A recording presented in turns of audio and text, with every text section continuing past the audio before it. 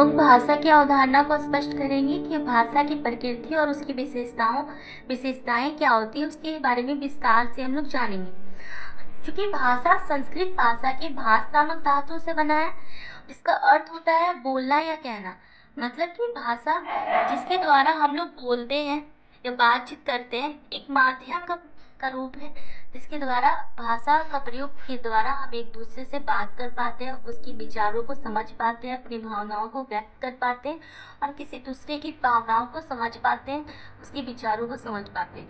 भाषा एक माध्यम है जिसके द्वारा हम अपने विचार, अपनी सोच को दूसरे तक पहुंचाते हैं तथा कोई दूसरा व्यक्ति इस माध्यम के द्वारा हमारी बातों को समझता है, उसे ही हम लोग भाषा कहते हैं। ये लिखित एवं मौखिक दोनों रूपों में हो सकती है। ये भाषा जो होती है लिखित और मौखिक दोनों रूपों में होती है। भाषा अपने विचारों को व्यक्त करने का एक माध्यम है। भाषा के जरिए हम लोग क्या करते हैं, अपने विचारों, अपनी भावनाओं को व्यक्त करते हैं। प्रत्येक जानवर जैसे कि कुत्ता, बिल्ली, गाय, हाथी इत्यादि समुदाय में परस्पर भावों को व्यक्त करने के लिए किसी न किसी प्रकार की भाषा का प्रयोग करते होंगे। कुत्ता, बिल्ली, जानवर जितने भी, वो लोग भी तो अपने विचारों को समझने के लिए, अपने भावों को समझने के लिए कुछ ना कुछ माध्यम का उपयोग करते होंगे, लेकिन उनकी भाषा जो है वो विचार विनिमय की भाषा नहीं है। अतः मनुष्य की भाषा विचार विनिमय की भाषा है। अतः भाषा एक साधन है, एक माध्यम है, जिसके द्वारा हम अपने विचारों को व्यक्त करते हैं तथा दूसरे के भावों एवं विचारों को समझते हैं। जानवर की भाषा है, लेकिन उनकी भाषा समझ में नहीं आती है, उनकी भाषा में उनसे बात नहीं करते हैं। लेकिन हमारी भाषा जो है क्या है, वो हम लोग समझ भी पाते हैं और इसमें विचार विनिमय भी कर पाते हैं, इसीलिए इसको भाषा कहा जाता है। मनुष्य की भाषा जो कि विचार विनिमय की भाषा होती है, समझा जाना। अब भाषा की देखिए 3 तरह के होते हैं, लिखित भाषा, दूसरा मौखिक भाषा और तीसरा सांकेतिक भाषा। लिखित भाषा को बोलते हैं लिखा गया भाषा।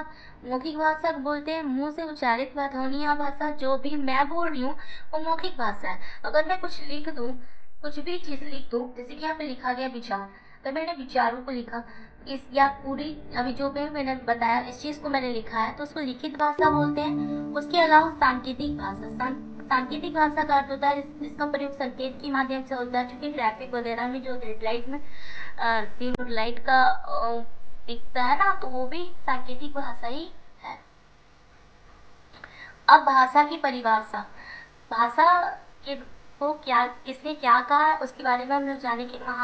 महर्षि पतंजलि ने क्या कहा है, उनके अनुसार जो वाणी में व्यक्त होता है उसी को हम लोग भाषा बोलते हैं। जो हम लोग मुंह की वाणी में व्यक्त होता है उसको हम लोग भाषा बोलते हैं। शांता प्रसाद गुरु के अनुसार भाषा वह साधन है जिसके द्वारा मनुष्य अपने विचारों को दूसरों पर भलीभांति प्रकट करता है और दूसरे के विचारों को स्पष्टता से समझ सकता है। ये कांता प्रसाद गुरु के अनुसार बोला गया है कि वो भाषा के द्वारा वो हम अपने विचारों को प्रकट करते हैं और मनुष्य जिस भाषा का प्रयोग करके अपने विचारों को प्रकट करता है तथा दूसरे के विचारों को समझ पाता है, उसी को हम लोग भाषा कहते हैं। रामचंद्र शर्मा के अनुसार मुख से उच्चारित होने वाला शब्दों और वाक्यों आदि का वह समूह जिसके द्वारा मन की बात बताई जाती है, उसे हम लोग क्या कहते हैं, भाषा कहते हैं। उसके अलावा है स्वीट के अनुसार कोई भी ध्वनियात्मक शब्दों द्वारा भाषा के प्रकट करने को ही भाषा कहते हैं। अब हम लोग जानेंगे भाषा की प्रकृति और उसकी विशेषताएं। अब विशेषताओं में जानते हैं कि भाषा एक अर्जित संपत्ति है। बेसिक इसका कहने का यह अर्थ है कि भाषा का हम लोग अर्जन करते हैं, ना कि हम लोग को वंशानुगत रूप से प्राप्त हुआ है। तो भाषा का हम लोग क्या करते हैं, अर्जन करते हैं। मतलब कि एक भाषा का अर्जन का अर्थ होता है कि अनुकरण के माध्यम से, प्रयास के माध्यम से, अभ्यास के माध्यम से हम लोग भाषा को सीखते हैं। भाषा वातावरणीय होती है, वंशानुगत है। मतलब कि रंग, रूप, शरीर, कलर आदि सभी वंशानुगत होते हैं। लेकिन भाषा जो होती है ना, वो वातावरण से हम लोग सीखते हैं, ना कि वंशानुगत रूप से होता है। भाषा एक सामाजिक, हर समाज की कुछ न कुछ मूल्य होते हैं। प्रत्येक समाज की अलग अलग भाषाएं होती है। यूपी की अलग भाषा है, पंजाब हरियाणा की अलग भाषा है, हिमाचल प्रदेश की अलग भाषा है और हमारी भी समाज की अलग भाषा है। भाषा आध्यात्मिक वस्तु नहीं होगी, सामाजिक वस्तु है। इस समाज में जो लोग रहते हैं या दूसरे लोग इस समाज में आकर समय बिताते हैं तो उस समाज की भाषा को वही सीख जाते हैं। अतः भाषा एक सामाजिक वस्तु है, मतलब कि अगर हम लोग किसी दूसरे समाज में जा रहे हैं तो वहाँ की भाषा सीख जाएंगे, और अगर हम लोग यहाँ पे रह रहे हैं तो कोई दूसरा व्यक्ति हमारे समाज में आता है तो वो भी हमारी भाषा को सीख जाता है। मतलब कि भाषा सामाजिक वस्तु है। भाषा निरंतर अभ्यास के द्वारा अर्जित की जाती है। भाषा का अर्जन निरंतर रूप से अभ्यास के द्वारा किया जाता है। मतलब कि प्रत्येक भाषा निरंतर अभ्यास के द्वारा अपनी मातृभाषा का अर्जन करता है। प्रत्येक बालक वे दूसरे को सुनकर अनुकरण करके, निरंतर रूप से सुनकर अनुकरण करके अभ्यास के द्वारा अर्जन करके, या फिर माता पिता या फिर आस पड़ोस के बच्चे या छोटे छोटे बालक होते हैं, एक दूसरे की बातों को सुन के अर्जन करके और अभ्यास करके भाषा को सीखते हैं। भाषा कठिनता से सरलता की ओर गमन करती है। इसका कहने का यह अर्थ होता है कि पहले हम लोग भाषा बोलना सीख जाते हैं, जैसे कि मम्मी पापा कमल ये सब बोलना हम लोग घर पे ही सीख जाते हैं, लेकिन वर्णमाला का जो ज्ञान है वो हमें कहाँ मिलता है, वो हम लोग विद्यालय जब जाते हैं तब जाके करते हैं। मतलब कठिन कठिन शब्दों को तो हम लोग सीख गए, लेकिन वर्णमाला जैसे आसान चीजों को हम लोग विद्यालय जाने के पश्चात सीखते हैं। भाषा एक निकाय है।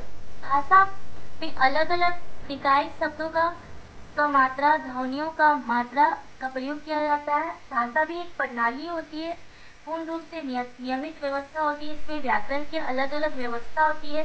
संज्ञा की जगह क्रिया का प्रयोग नहीं किया जाता है। मतलब कि जहाँ पे हमें संज्ञा का प्रयोग करना वहाँ संज्ञा का प्रयोग होगा, जहाँ पे क्रिया का वहाँ पे क्रिया का ही प्रयोग होगा। भाषा एक कौशल है। निरंतर अभ्यास के द्वारा किसी भी कौशल को हम पूर्ण रूप से सीखते हैं। भाषा की 4 प्रमुख कौशल होते हैं: लिखित भाषा, मौखिक भाषा, पठन, श्रवण कौशल। लिखित भाषा कौशल, मौखिक भाषा कौशल, पठन कौशल और श्रवण कौशल, ये भाषा की कौशल LXRW के नाम से भी इसे जाना जाता है।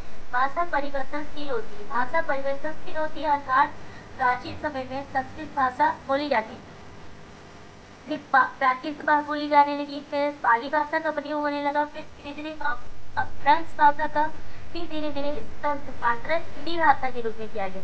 मतलब कि भाषा का जो स्वरूप है वो एक जैसा नहीं है। शुरू में कुछ बोला जाता था, अभी कुछ भाषा बोला जाता है, तो परिवर्तन होते रहता है।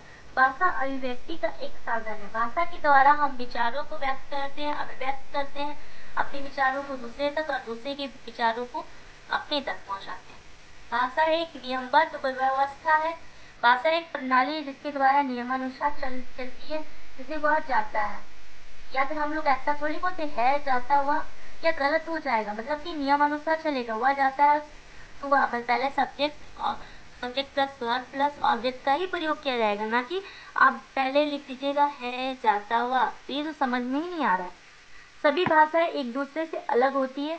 हिंदी अंग्रेजी दोनों भाषा एक दूसरे से अलग होती है। जैसे कि राम इज रावण, राम ने रावण को मारा, और इंग्लिश में चूंकि इसमें रोमन लिपि का प्रयोग किया गया है, इसमें देवनागरी, तो दोनों भाषा एक दूसरे से अलग होती है। भाषा अपने क्षेत्र से संबंधित भी होती है। भाषा जो होती है अपने क्षेत्र से संबंधित होती है। जैसे कि पहाड़ी भाषा में जो पहाड़ी भाषा है, पहाड़ में रहने वाले लोग से संबंधित वहाँ की भाषा ही होगी। केरल की भाषा कन्नड़। उसी प्रकार जो हम अमेरिका, ब्रिटेन आदि की भाषा होगी, तो वहाँ के रहने वाले क्षेत्र के अनुसार भाषा होगी। भाषा अपने अपने क्षेत्र से संबंधित होती है। भाषा सर्वव्यापक होती है। भाषा गतिशील होती है, परिवर्तनशील भी होती है।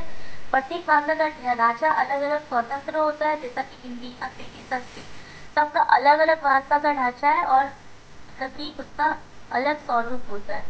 अब उसकी विशेषताओं के बारे में जाने की सबसे पहली विशेषता यदि विचार संप्रेषण का माध्यम है, इसके द्वारा हम लोग विचार व्यक्त करते हैं, अपने विचार को दूसरे तक और दूसरे विचार को अपने तक पहुंचाते हैं। यह विस्तृत क्षेत्र तक फैली हुई है या काफी बड़े क्षेत्र तक फैली हुई है। हर जगह भाषा का प्रयोग किया जाता है, पूरे भारत में ही किया जाता है। ये अर्जित संपत्ति है, परिवर्तनशील होती है। या जैसे कि हमने जाना कि इसका भाषा का अर्जन किया जाता है, हम लोग इसको सीखते हैं, अर्जन करते हैं। परिवर्तनशील होती है। अभी हमने जाना कि भाषा शुरू में संस्कृत की, अरबी की, हिंदी हो गई है। फिर परंपरागत होती है भाषा।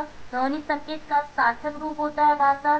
भाषा जो होती है हम लोग ये ध्वनि संकेत जो होते हैं क ख ग घ, उन सब की का सार्थक रूप होता है। किसी देश के जनजीवन एवं संस्कृति की प्रमुख पहचान होती है। भाषा के द्वारा ही हम लोग जान पाते हैं वो किस संस्कृति से बिलोंग करता है, वो किस क्षेत्र से आता है। भाषा के द्वारा हम लोग जान पाते हैं कि बच्चा कहाँ का रहने वाला है, उसकी रहन सहन, खान पान, उसकी वेशभूषा, उसकी आइडेंटिटी उसकी भाषा से ही होती है। अतः इस प्रकार हमने जाना भाषा क्या है, भाषा का की विशेषताएं और भाषा की प्रकृति के विषय में हमने अध्ययन किया।